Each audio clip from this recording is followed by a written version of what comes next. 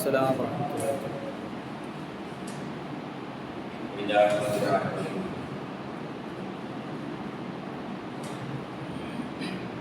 والصلاة والسلام على سيد الأنبياء والمرسلين وعلى آله وصحبه أجمعين. ما بعد، أعوذ بالله من الشيطان الرجيم. بسم الله الرحمن الرحيم. ولقد نصركم الله ببدر وأنتم أذلة فاتقوا الله لعلكم تشكرون. قال الله تعالى في القرآن: أذن للذين يقاتلون بأنهم لا تظلمون فإن الله لا يصلح المعتدين. صدق الله العظيم. قال رسول الله صلى الله عليه وسلم: إن عمر بن بشير رضي الله تعالى عنه قال: قال رسول الله صلى الله عليه وسلم: المرء مع من أحب. رواه البخاري وسلم رسول النبي الكريم ونحن على ذلك من الشاهدين والشاهدين. وقرأت الله وولدي الكتاب آمين. يا سردار عالم خاتم النبي سيد الأنبياء நம்முடைய முகமது ஸல்லல்லாஹு அலைஹி வஸல்லம் நாரி புகழ்ந்தார்கள் அல்லாஹ்வுடைய ஸலாத்தும் ஸலாமும் இன்னும் அழகான முறையிலே நம்முடைய நாயகம் ஸல்லல்லாஹு அலைஹி வஸல்லமுடைய பிறந்த மாதமான ரபீஉல் அவ்வல் அவர்களை போற்றி இது போன்ற பயான்கள் மூலியமாக அவர்களுடைய வாழ்க்கை குறித்து நாம் தெரிந்து கொள்ள வேண்டும் என்பதை கருத்தில் கொண்டு ஏழு சுற்றுவட்டார உலமா பெருமக்களும் மற்றும் ஏழு சுற்றுவட்டார நிர்வாக பெருமக்கள் ஜமாத்தார்கள் அனைவரும் ஒன்றிணைந்து பயான் நிகழ்ச்சி நடத்தி கொண்டிருக்கிறார். அல்லாஹ் இதிலே கலந்து கொண்டிருக்கக்கூடிய அனைவருக்கும் அல்லாஹ் நீண்ட ஆயுள்களுடைய உலகாகியதையும் உடல்களையும் பாதுகாப்பான வாழ்வையும் அல்லாஹ் குடும்பம் தொட்டு உறவுகள் தொட்டு அல்லாஹ் இந்த சமூகத்திற்கு தந்திரிவானாக. கண்ணியமிகு அல்லாஹ் நல்லடியார்களே, நிர்வாகத்தினுடைய அனுமதியோடு இந்த பயான் நிகழ்ச்சி ஆரம்பிக்கப்பட்டிருக்கிறது.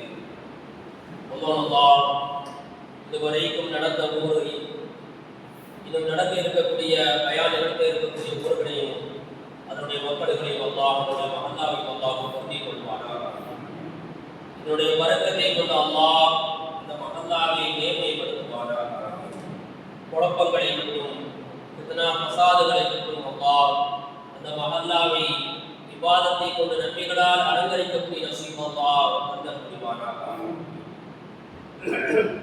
நியமித்த அல்லாஹ் நல்லடியார்களே, வீடுகளிலிருந்து கேட்டுக் கொண்டிருக்கக்கூடிய தாய்மார்களே, உங்கள் அனைவருக்கும் ஒரு கண்ணோட்டமாக நபியினுடைய மாதம், நபியினுடைய சிறப்புகளை நாம் பார்த்து கொண்டு வருகின்ற பொழுது இந்த சபையிலே பத்ரினுடைய படிப்பினைகளாக நாம் பார்க்க இருக்கிறோம். பத்ர் என்பதாக வருகின்ற பொழுது இந்த உம்மத்தினுடைய நாடி துடிப்பு என்பதாக சொல்லலாம். இந்த உம்மத்தினுடைய உயிரோட்டம், இந்த தீன் இஸ்லாத்தினுடைய ஆக உன்னதமான பொக்கிஷம் என்பதாக சொல்லலாம். இதெல்லாம் எதை வைத்து என்பதாக நாம் பார்க்கின்ற பொழுது அந்த யுத்தத்தினுடைய ஆரம்பம் தொட்டு முடிவு தொட்டு வரலாறு நீண்டு கொண்டிருக்கிறது. சுருக்கமாக நாம் பார்த்துவிட்டால் அதில் நடந்த ஏராளமான செய்திகளை நாம் பார்க்கிறோம். அதற்கு முன்பதாக மக்காவுடைய நிகழ்வுகளை நாம் பார்க்க வேண்டியது. நம்முடைய நாயகம் ஸல்லல்லாஹு அலைஹி வஸல்லம் அவர்கள் நபி பட்டம் கிடைத்தது 13 ஆண்டு காலம் இந்த மக்காவிலே அல்லாஹ்வுடைய அழைப்பு பணியை மேற்கொண்டார். அந்த அழைப்பு பணியை இன்பத்தோடு ஏற்றுக்கொண்டார்கள் நபி தோழர். இதை தாங்க இயலாத பக்கத்து குறைஷிகள் இறை மறுப்பாளர்களுடைய நோவினை எவ்வளவு தூரம் இருக்கு, வார்த்தையால் நாம் உங்களுக்கு விவரித்து சொல்ல முடியாது. மக்காவினுடைய கால நிலவரம், இஸ்லாத்தினுடைய ஆரம்பம் தொட்டு நிலைகள் எவ்வாறாக இருந்தது என்பதை நான் உங்களுக்கு மத்தியிலே வார்த்தையிலே அதனுடைய உணர்வுகளை நான் பதிக்க முடியாது. இது போன்ற நிலைகள் இருந்தது. உதாரணமாக நாம் பார்க்கலாம், யாருக்கு இந்த உலகத்திற்கு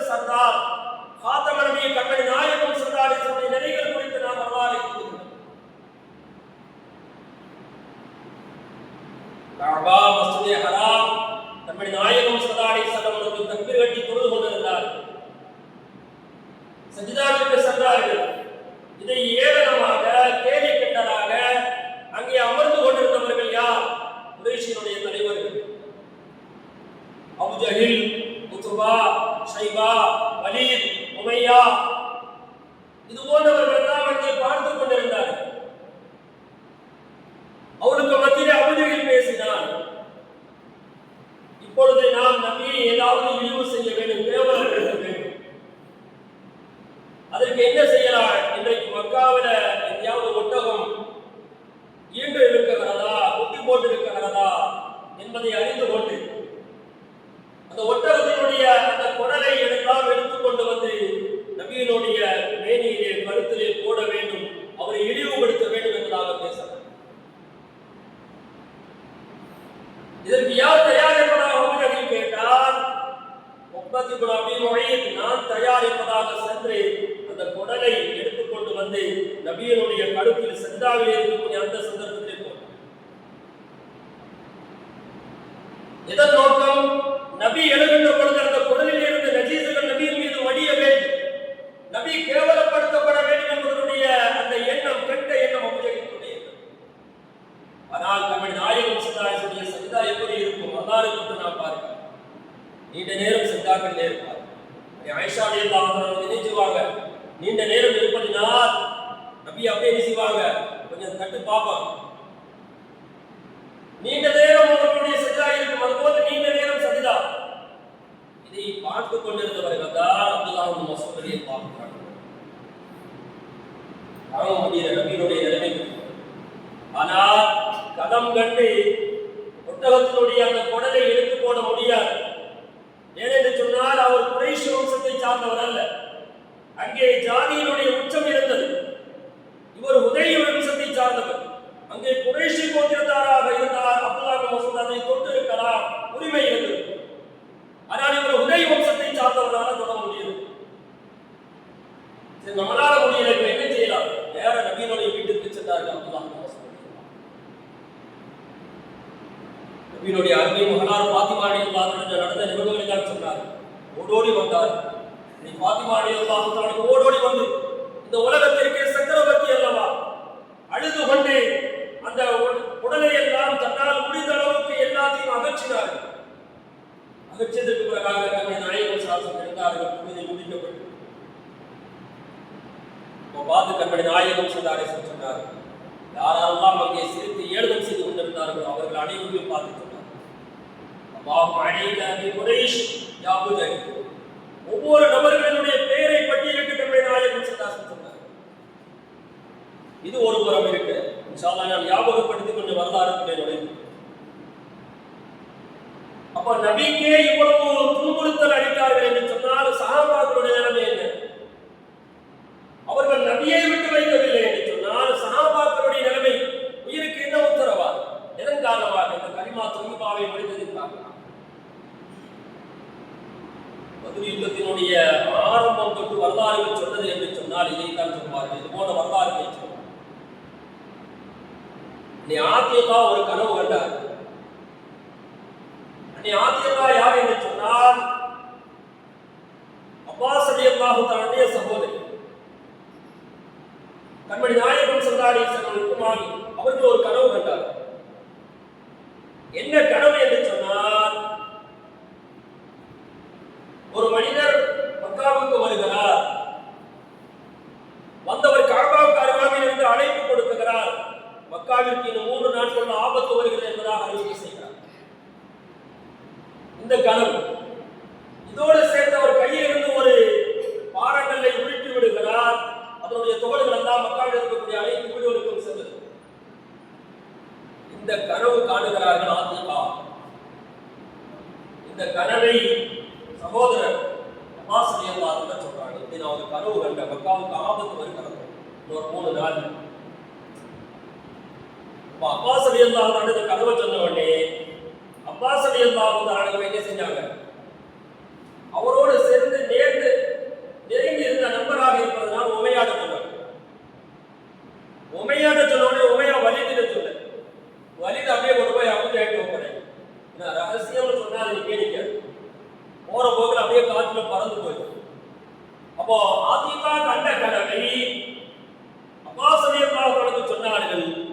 அவர்கள் உமையா வலீத் அப்படியே செஞ்சு என்ன செஞ்சிச்சு? அபூஜஹலுக்கு போச்சு. இது சந்தர்ப்பத்துல இவன் காபாவில் இருக்கக்கூடிய அபூஜஹல் எல்லாம் காபாவில் இருந்து கொண்டு இருக்கிறார். ஒரு கூட்டம் அப்பாஸ் ரலியல்லாஹு அன்ஹு ஹரம் ஷரீஃப் காபாவுக்கு வர்றாரு. இப்ப அப்பாஸ் ரலியல்லாஹு அன்ஹு சொல்றான் அபூஜஹல், அப்பாஸ், இதுவரைக்கும் பனு ஹாஷிம் குலத்தை சார்ந்த ஆண் மக்களுக்குத்தான் வகி வந்தது என்பதாக நாம் நினைத்துக் கொண்டிருந்தோம். இல்ல, பெண்ணுக்கும் வருவதாக நீங்கள் சொல்கிறீர்கள் அல்லவா? எப்படிப்பட்ட முட்டாள்தனம் என்பதாக அவர்கள் ஏழுதமாக பேசுகிறார். இதை வைத்து சொல்கிறார், ஆத்தியதா கண்ட கனவை அங்கே கிண்டலாக பேசுகிறார். இப்படியே பேசிட்டு இருக்கக்கூடிய இந்த சந்தர்ப்பத்துலதான் லம்லமுத் திவாரி என்ற ஒரு நபர் வருகிறார் மக்காவுக்கு. இங்க இந்த ஆத்திகா அவர்கள் கண்ட கனவை பேசிக் கொண்டிருக்கக்கூடிய இந்த சந்தர்ப்பத்தில் தான் லம்லமுத் திவாரி வருகிறார். இவர் யார் என்று சொன்னால் அபூ சுஃபியான் அவர்கள் தூதுவராக உளவாளியாக அனுப்பி வைத்திருக்கிறார்கள். எங்களுடைய நிலைகளை போய் சொல்லுங்கள் என்பதாக. என்ன நிலை? எங்களை வழிமறிக்க மதீனாவிலிருந்து நபி தோழர்களும் நபியும் வருகிறார்கள், எங்களை வழிமறித்து விடுவார்கள். இந்த செய்தியை போய் செய்யுங்க, மக்காவில் போய் சொல்லுங்க என்பதாக அபூ சுஃபியான் அனுப்பி வைத்தார். அவர் வந்து சொல்றதும் எந்த முறையில சொல்கிறார் என்று சொன்னால் முறை ஒன்று உண்டு. அவர் வந்து சொல்கிறார், நம்மளோட இவ்வாறு வந்து சொல்கிறார், மக்காவிற்கு நாசம் ஏற்பட போயிருக்கிறது. என்ன என்று சொன்னால், உங்களுடைய வியாபாரிகள் சிரியாவை நோக்கி வியாபாரத்திற்கு சென்றார்கள், அந்த குழுவை மறிப்பதற்காக வேண்டி மதீனாவிலிருந்து சென்று இருக்கிறார்கள், உங்கள்கிட்ட சொல்ல சொன்னாங்க என்பதாக சொன்னார். ஆத்திகா அந்த கனவும் இப்போ லம்லமுத் இவ்வாறு சொன்னதும் அவங்களுக்கு ஒரு வகையாயிடுச்சு. அப்பவும் புரிஞ்சு கொள்ள அபூஜஹல். ஆனால் என்ன செஞ்ச அபூஜஹல்? சரி, நம்ம ஒரு படையோட என்ன செய்யணும், நம்ம வியாபார குழுவை கொண்டு வந்துருவோம் மக்காவுக்குள்ள என்பதற்காக வேண்டி கிளம்பி போனோம். இப்பதான் பதில் யுத்தத்தினுடைய நிகழ்வுக்கு வரும். இதெல்லாம் முன்மாதிரியாக வைத்து அல்லாஹ்வுடைய தூதர் ஸல்லல்லாஹு அலைஹி வஸல்லம் காட்டி கொடுத்ததுதான் பதில் யுத்தம். ஹிஜ்ரி 2ல ரமலான் மாதம் பிறை 17 வெள்ளிக்கிழமை நடந்ததுதான் பதில் யுத்தம். நபி தோழர்கள் கண்மணி நாயகம் ஸல்லல்லாஹு அலைஹி வஸல்லம் தலைமையில் 313 பேர், எதிராளிகள் 1000 பேர். யுத்தத்தினுடைய நிலவரம் என்ன என்பதாக பார்க்கின்ற பொழுது அல்ஹம்துலில்லாஹ் அல்லாஹ்வுடைய உதவியை கொண்டு காலை சூரியன் உதயமாக அந்த ஈட்டி அளவுக்கு உதயமாகக்கூடிய அந்த சந்தர்ப்பத்திலிருந்து முஹாவினுடைய நேரத்தில் யுத்தம் முடிவடைந்தது, வெற்றி ஆகிவிட்டது இஸ்லாமியர்களுடைய படைக்கு. அல்லாஹ் பதில் யுத்தம் வெற்றியாகிவிட்டது. ஆனால் இதனுடைய வரலாறை நாம் அதிலே உள்ளே நுழையாமல் படிப்பினையான செய்திகள் இருக்கிறது அல்லவா? அப்போ நம்முடைய நாயகம் ஸல்லல்லாஹு அலைஹி வஸல்லம் அவர்கள் ஏன் அபூ சுஃபியானை வியாபாரிகளை வழிமறிக்க வேண்டும்? மதீனாவுக்கு சிரியாவுக்கு சென்றவர்கள் நம்முடைய நாயகம் ஸல்லல்லாஹு அலைஹி வஸல்லம் தகவல் கிடைச்சது. என்ன தகவல் என்று சொன்னால், அபூ சுஃபியான் பெருங்கொண்ட செல்வத்தை அள்ளி கொண்டு போகிறார். எங்க? மக்காவுக்கு போகிறார், சிரியாவில் இருந்து. அதை வைத்து அவர் என்னன்னாலும் செய்யலாம். யாரு? மதீனாவிலே வாழக்கூடிய பாதுகாப்பாக கண்ணியமாக வாழ்கிறார் அல்லவா? அந்த இஸ்லாமிய சாம்ராஜ்யத்தை எப்படினாலும் அவங்க செய்யலாம், துன்புறுத்தலாம், அவர்களை இல்லாமல் ஆக்கலாம், என்னனாலும் செய்யலாம். அதற்குண்டான பொருளாதாரம் திரட்டல் அந்த வியாபாரங்கள். இதன் காரணமாக மக்காவில் இருக்கிற வரைக்கும் 13 ஆண்டு காலம் என்னதுதான் சஹாபாக்களுக்கு நிம்மதியே கிடையாது, துன்புறுத்தல். மதீனாவுக்கு போய் நிம்மதியா இருக்காங்க. இது அபூஜஹலுக்கும் பிடிக்கல, அந்த மக்களுக்கும் பிடிக்கும். அப்ப அவங்களுக்கு மதீனாவிலே நிம்மதியா இருக்க விடக்கூடாது. அதுக்கு என்ன தந்திரம் தீட்டினது என்றால், இந்த வியாபார குழுவை அனுப்பிச்சு வச்சு லாபம் ஈட்டு பாருங்கள் என்பதால். வரலாற்றை பார்க்கலாம். இந்த லாபம் ஈட்டலிலே அபூ சுஃபியானுடைய வியாபார தந்திரம் நுணுக்கத்தின் காரணமாக 1000 ஒட்டகங்களை செய்கிறார், லாபம் ஏற்றி கொண்டு வருகிறார். வியாபாரத்துடைய தந்திரத்தின் காரணமாக வியாபார பொருளுடைய மதிப்பீடு எவ்வளவு என்பதாக நமக்கு சொல்லியிருக்கிற பொழுது 50,000 பொற்காசுகள் என்பதாக சொல்லியிருக்கிறார். 50,000 பொற்காசுகள். ஒரு தீனார் என்பது 4 இதெல்லாம் தங்கம். கணக்கிட்டு நாம் அடித்து பார்த்தா எவ்வளவு வரும்? அன்னையோட நிலைமை கோடி கணக்கில். இதெல்லாம் லாபம் ஈட்டி எதற்காக வேண்டி? மதீனாவிலே வாழக்கூடிய அந்த இஸ்லாமிய சாம்ராஜ்யத்தை அடித்து ஒதுக்க வேண்டும், வேறொரு கருவறுக்கப்பட வேண்டும். இதற்கு ஒரு முற்றுப்புள்ளி தான் தங்கள் நாயகம் ஸல்லல்லாஹு அலைஹி வஸல்லம் அவர்கள் மதீனாவில் உள்ள நபித்தோழர்களை அழைத்துக் கொண்டு அந்த வியாபார குடும்பத்தை அடுத்து அவருடைய பொருளாதாரத்தை நாம் எடுத்துக்கொண்டு வர வேண்டும். இதுல கொஞ்சம் நமக்கு சந்தேகம் இல்லாம கொள்ளையடிக்கு போனாங்களா என்பதாக இல்லை. அதெல்லாம் யாரு பொருள் தான்? மதீனாவிற்கு வந்த அந்த முஹாஜிர்களுடைய பொருளாதாரம். ஏன் எதனால்? ஹிஜ்ரத் செய்து வருகின்ற பொழுது அவர்களுடைய உத்தரவு என்ன? ஹுதைபியாவுடைய உடன்படிக்கையினுடைய உத்தரவு என்ன ஈட்டினார்கள் என்று சொன்னால், மக்காவில் நீங்க எல்லாத்தையும் விட்டுட்டு நிராயுதபாணியாக எங்க போகணும்? மதீனாவுக்கு போகணும்.